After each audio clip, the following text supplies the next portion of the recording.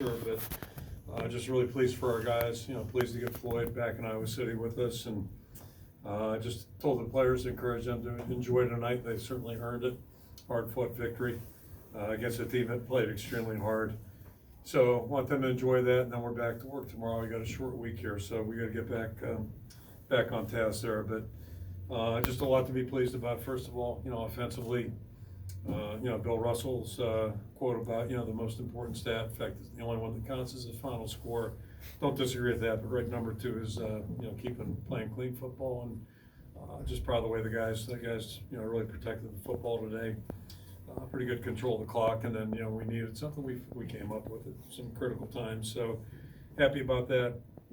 Defensively, certainly not happy about the statistics and giving up as much yardage on the ground as we did, but a lot of credit to our opponent, and especially that running back. He is a very special player, and it was just a very impressive performance.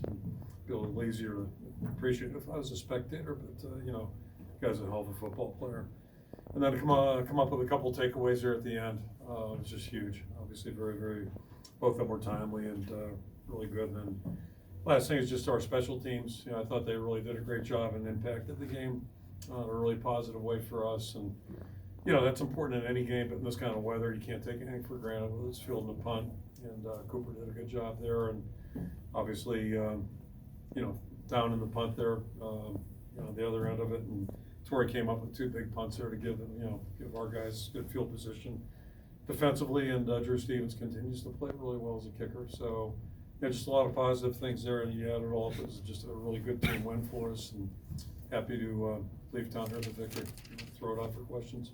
When we look back at this game and however many years, it might be called like the Jack Campbell game, because when you're bending, he comes up with forces a fumble, and then comes up with a pick six minus the 6. What do you think of? That's what our guy said too. to have a player who's already an elite player make elite plays in a big game in a big moment. What does he mean to this program, and what does this mean to just have him do that? Yeah, to win a game like this and to have a good season, you need your best guys playing their best, and Jack shows up every week and does that. And it's interesting, you got two guys opposite each other that were really exceptional football players, great college football players, and I've never met their guy. Just watching him, you just see the impact he has on their team. He's a really, I'm guessing, a really strong leader. The guy's a heck of a competitor, so just nothing but a ton of respect for him. And say the same thing about Jack. Jack, obviously, we all know intimately in our program, and can't say enough about him. Just the way he plays, his resiliency, just his positive nature, everything about him is just first class. So then comes up with big plays, which is it was great to see. 4 weeks ago, things weren't looking great when you're 3-4 after that Ohio State loss. How have you seen this team stay resilient? Yeah, that's where I'm thinking about. Just to get. I've said it before. It starts in the locker room with the guys. Guys like Jack, not only our seniors, but the guys that have played and have some experience and understand the bigger picture. And we just try to encourage them. Back then, the 12-week schedule, 12-game schedule, just like today was a 60-minute game. So you just keep playing, keep working, and the whole thing's all about showing up and doing your best and trying to improve and showing growth. And I think our team's done that. But it doesn't happen without those guys being a core, the core guys really kind of driving the thing forward. Kirk, what? No, I mean, he had to come out, obviously, and we'll probably know more here tomorrow, next couple of days. So, it was enough to keep him out, and he couldn't go back in. The same thing with Monty. So, and that made it tougher, because that's, those are two of our top guys offensively, great leaders and really good football players. Following up on that, how would you describe Luke Lachey's performance? Had a career day, then Addison, a stranger stepping in and playing a lot of snaps for the first time. Yeah, it's twofold there. Like, Luke we've seen, and he's done a lot of good things on the field this year, even last year. So, he's just been a kid who's continually growing, just like I said a minute ago about, like, you're hoping guys improve and grow. And he's done that, and he's a great young guy. So just a really positive football player. It's a luxury, and you got two guys like, him and Sam. And then, Addison, thought we knew we'd get, but, you never know until you get into this a tough Big Ten football game in November. And he went out there and really performed like he's been doing and like he's done in practice. A little bit of surprise in August, probably. It's sometimes, you know, you get guys and, you know, you think, you know, this guy's got a chance to be a good player, then you get on the field and you're like, maybe not, it might take a little longer. And then sometimes it's the other way around, and, tell you, everything he's done since August has just been really positive, kinda like Caleb, you know, Johnson, just like, hey, this guy really gets it. The tempo doesn't seem to affect him, and, you know, we've just kinda seen him, but, you know, you still a little bit anxious when he goes into Big Ten conference play in tough circumstances, and he did a great job. To make two game-changing plays like Jack Campbell made late in the game, and things weren't going particularly well on either Minnesota drive. Really bad.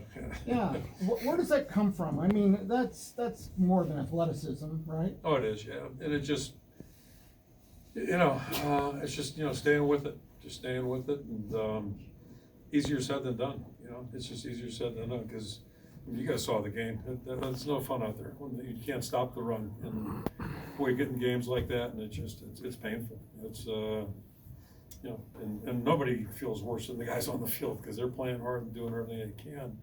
You know, you think you got them shut off, and then, you know, next thing you know, he's knifing it back for, you know, either a 3-yard gain or a 13-yard gain, and it really makes it hard. So, but the guys kept playing, they hung in there, and then, you know, Jack came up with a couple of big plays.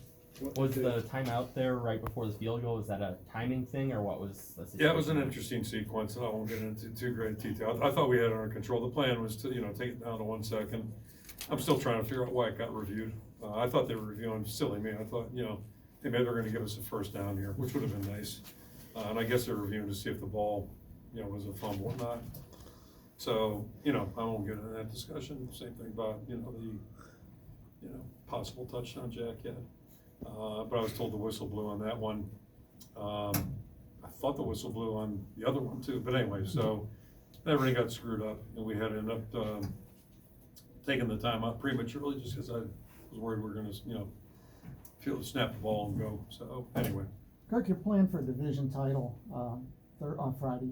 You talk about that a lot, or is it just implied that everybody knows and that's in the back of your heads? I haven't said a word about it to our team. And I know our guys know, because, you know, it was brought up to them on Tuesday by members outside, and I think everybody's probably talking about it, I'm guessing, so I assume our guys know what's going on. But, you know, the message last week, none of it's gonna matter if we didn't get to 7 this week, so that was our goal, and to win our 4th game of this, you know, since coming out of Columbus. So that's really where our focus was now, you know, shapes up to be a, you know, significant game that way. But, you know, if you're, you know, you're always hoping to play for something in November, but, you know, you never know what it's gonna be, and, you know, I'm guessing, I don't know anything about gambling, I guess if you put $10 on us 4 weeks ago, it'd probably be okay. I'm not advocating that, but just, you know, it'd probably have been a good deal. Have a hard time finding any takers on that one, but, anyway. So, you know, now that's the way it is. But, you know, we had no control over what else was gonna go on today other than what we could do, and that was our encouragement. Just, you know, let's focus on what's in front of us, and that's exactly what we need to do this next 5 days too.